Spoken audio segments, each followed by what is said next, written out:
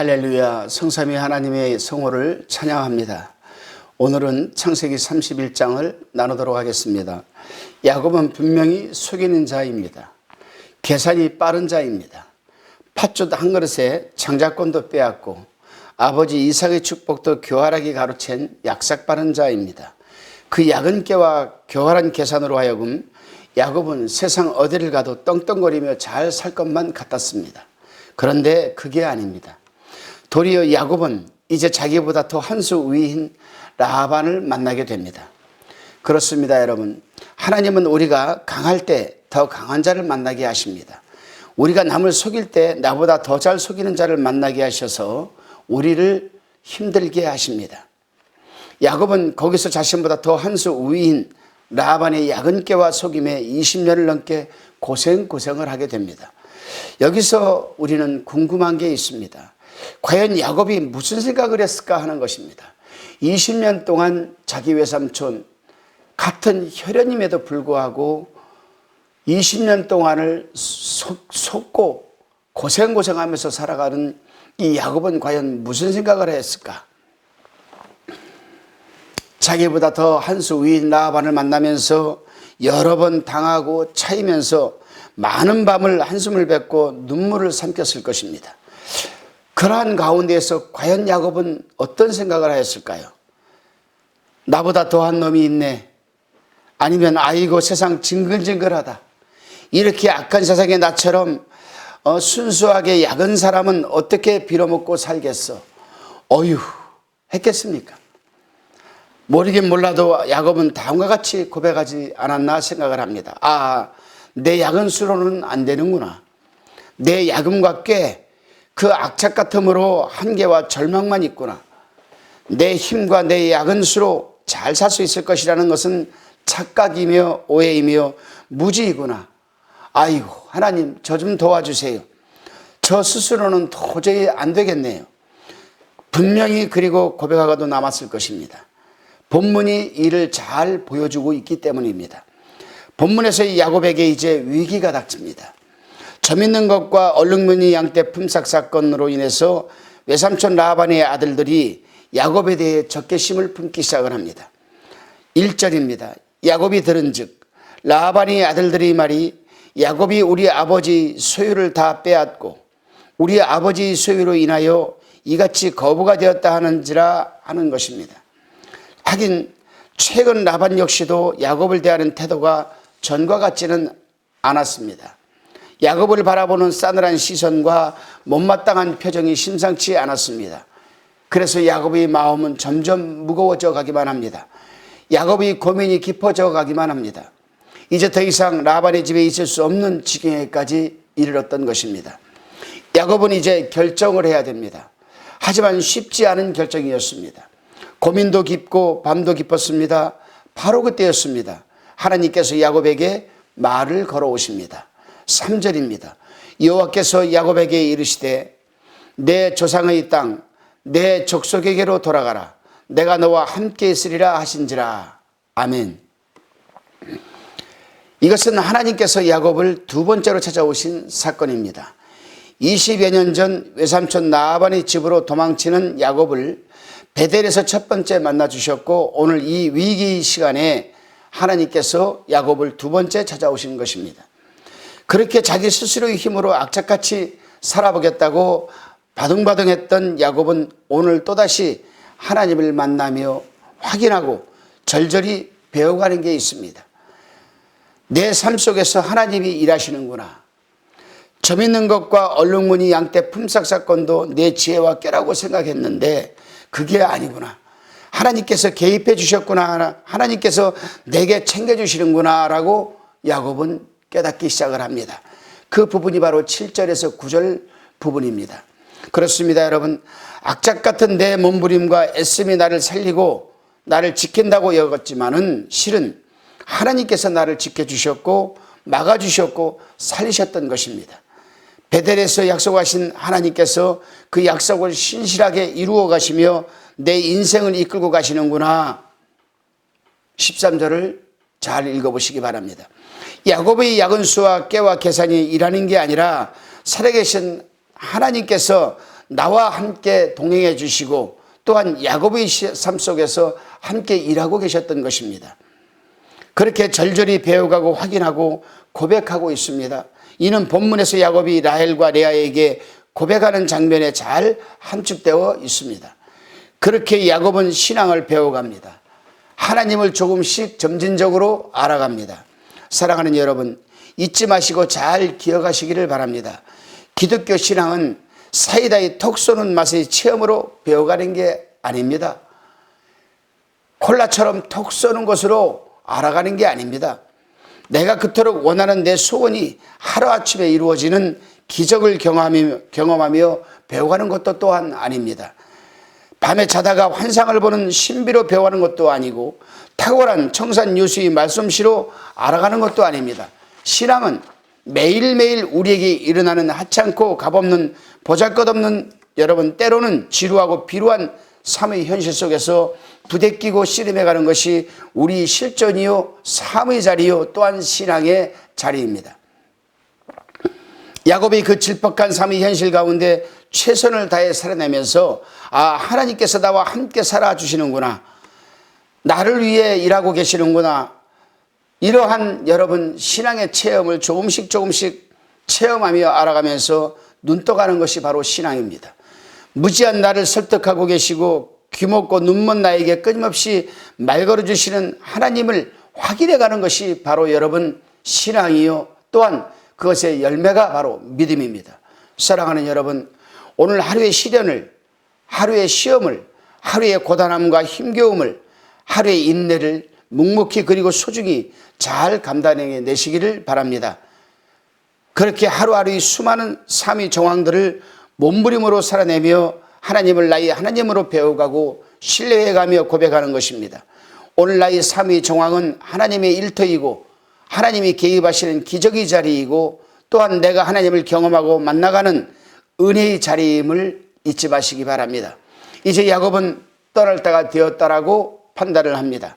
한때는 서로가 서로를 믿고 의지하는 사이였으나 이제는 서로가 서로를 믿지 못하고 불편한 눈빛으로 바라보게 되었습니다. 이제 떠날 때가 되었던 것입니다. 20년 동안이나 함께 살았던 외삼촌 라반의 집을 떠날 때 야곱은 가만히 떠났다고 성경은 기록하고 있습니다. 20절 말씀입니다. 야곱은 그 거취를 아람 사람 라반에게 고하지 않고 가만히 떠났더라. 20년 동안이나 함께 살았던 야곱이 가만히 몰래 떠나야만 했던 이유는 30장 7절에 기록되어 있습니다. 그대들이 아버지가 나를 속여 품삯을 10번이나 변역하였느니라. 그러나 하나님이 그를 금하사 나를 해치 못하게 하셨으며 아멘. 야곱이 20년 동안이나 함께 살았던 외삼촌 라반의 집을 가만히 떠날 수밖에 없었던 이유는 라반의 변한 태도와 자기 자신이 가족을 세워야겠다는 생각, 그리고 무엇보다도 하나님께서 직접적인 인도하심 때문이었습니다. 하나님은 야곱에게 베델에서의 서약을 생각나게 하셨고 야곱은 돌아가서 자신의 축복하신 하나님과의 맺은 약속을 지켜야만 했던 것입니다. 이제 외삼촌 라반이 어떤 사람인지를 20년 동안 지켜본 야곱은 라반에게 아무런 말도 하지 않고 가만히 몰래 출발을 했습니다. 라반은 3일 만에 야곱이 도망한 것을 알게 되었습니다. 이 사실을 안 즉시 라반은 그의 형제를 거느리고 7일길을 쫓아가 야곱을 따라잡았습니다. 이대로 붙잡히면 라반 앞에 야곱은 고양이 앞에 쥐나 다름이 없었습니다. 하지만 그날 저녁에 하나님께서 라반의 꿈에 나타나셔서 말씀하셨습니다. 24절에 기록되어 있습니다. 밤에 하나님이 아람 사람 라반에게 현몽하여 가라사대 너는 삼가 야곱에게 선악간 말하지 말라 하셨더라. 아멘. 하나님께서는 라반의 선악간에 말하지 말라고 하셨습니다. 선악간에 말하지 말라는 의미는 옳고 그름을 따지지 말라는 것입니다. 그렇다면 하나님께서는 왜 선악간에 말하지 말라고 하셨을까요? 왜 옳고 그름을 따지지 말라고 하셨을까요? 그것은 라반의 입장이 있고 야곱의 입장이 있기 때문입니다. 라반 편에서 생각할 때는 라반의 입장이 있고 야곱의 입장에서 보게 되면 또한 야곱의 입장이 있는 것입니다.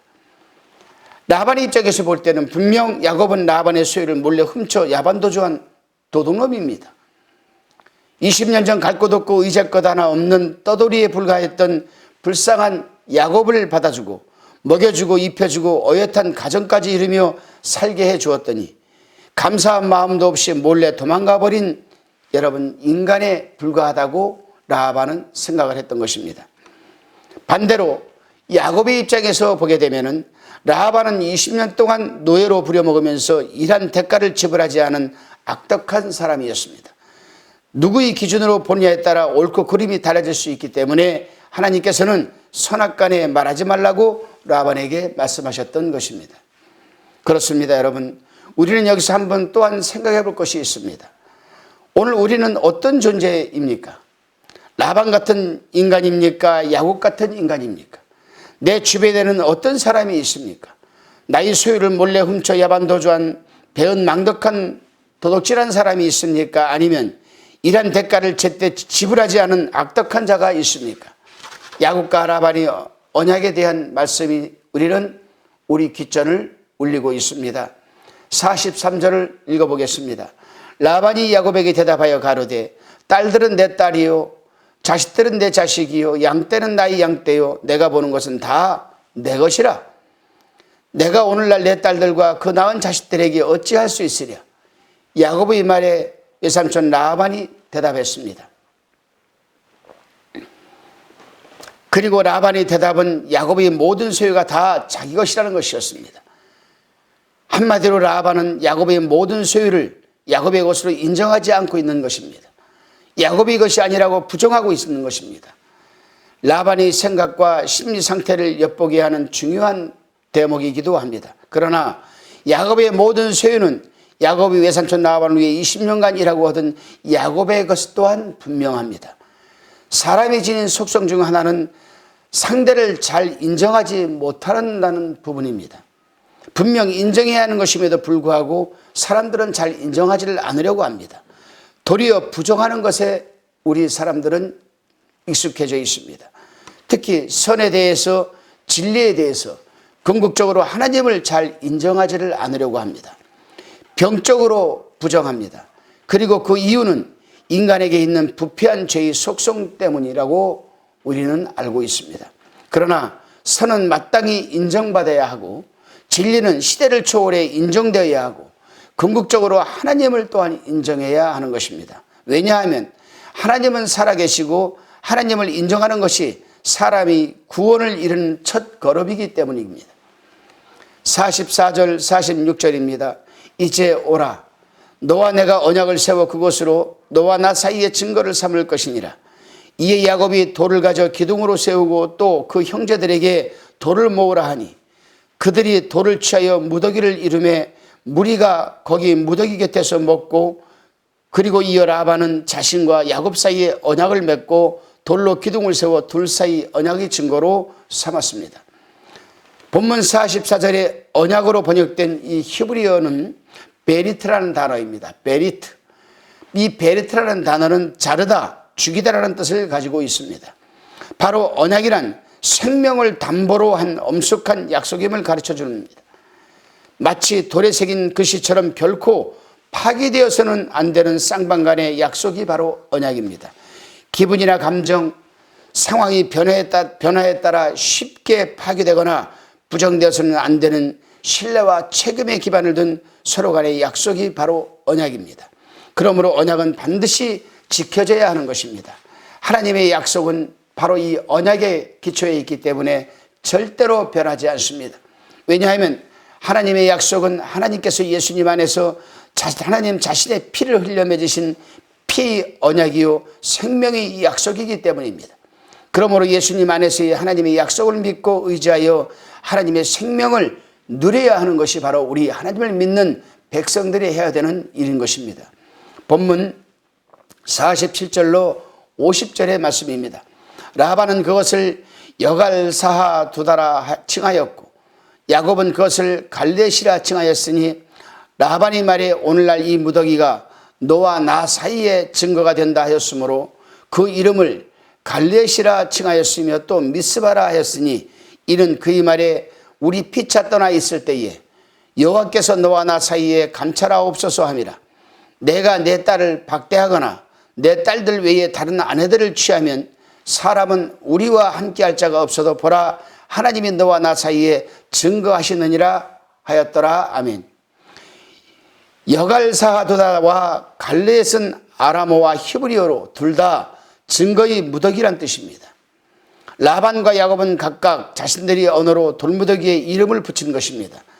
또한 그 돌무더기를 미스바라고 불렀는데 미스바의 뜻은 망루라는 뜻으로 파수꾼이 높은 망대에서 살펴보듯이 하나님께서 라반과 야곱 사이의 언약이 잘 지켜지고 있는지 살펴주시기를 바란다는 것입니다. 그렇습니다, 여러분. 우리가 살고 있는 사회는 신용과 계약 사회가 아니겠습니까? 모든 것이 다 신용과 계약으로 이루어져 있습니다. 그러나 신용은 아무런 문서 작성도 없이 이루어지지만 계약은 문서를 작성하여 남겨두는 것이 바로 사회적 통례입니다. 우리는 예수 그리스도의 피로 하나님의 계약 백성이 된 자들입니다. 그 계약은 억압과 무거운 짐의 노예 계약이 아니라 주 안에서의 진정한 자유인으로 살아가게 하는 은혜의 계약, 생명의 계약서인 것입니다. 그러므로 주 안에서 하나님이 계약 백성된 자로 말씀에 성실한 자가 되어야 합니다. 왜냐하면 말씀은 하나님의 피 계약에 참여한 자가 지켜야 하는 삶의 내역이기 때문입니다. 그러므로 돈이 걸린 계약서를 귀중히 여기듯이 매일 말씀을 귀히 여기고 즐거워하며 말씀이 명하는 길로 가야 하는 것이 바로 하나님의 백성들이 가야 하는 길인 것입니다. 본문 51절로 55절의 말씀입니다. 라반이 또 야곱에게 이르되 내가 너와 나 사이에 둔 이 무더기를 보라. 또 이 기둥을 보라. 이 무더기가 증거가 되고 이 기둥이 증거가 되나니 내가 이 무더기를 넘어 내게로 가서 해하지 않을 것이요 내가 이 무더기 이 기둥을 넘어 내게로 와서 해하지 않을 것이라. 아브라함의 하나님 나홀의 하나님 그들이 조상의 하나님은 우리 사이에 판단하옵소서 하며 야곱이 그 아비 이삭이 경외하는 일을 가리켜 맹세하고 야곱이 또 산에서 제사를 드리고 형제들을 불러 떡을 먹이니 그들이 떡을 먹고 산에서 경외하고 라반이 아침 일찍이 일어나 손자들과 딸들에게 입맞추고 그들에게 축복하고 떠나 고향으로 돌아갔더라. 아멘. 하나님이 언약이 주신 선물은 내적 기쁨입니다. 친밀한 영적인 연대인 것입니다. 궁극적으로 본향을 향한 소망이기도 합니다. 그리스도인은 예수 안에서의 하나님의 약속 안에서 본향을 향한 소망을 품고 친밀한 연대감 속에서 위로를 얻고 하늘로 돌아가는 그날까지 성실히 말씀의 삶을 이행하며 살아가는 자들임을 잊지 마시기를 부탁을 드립니다. 기도하시겠습니다.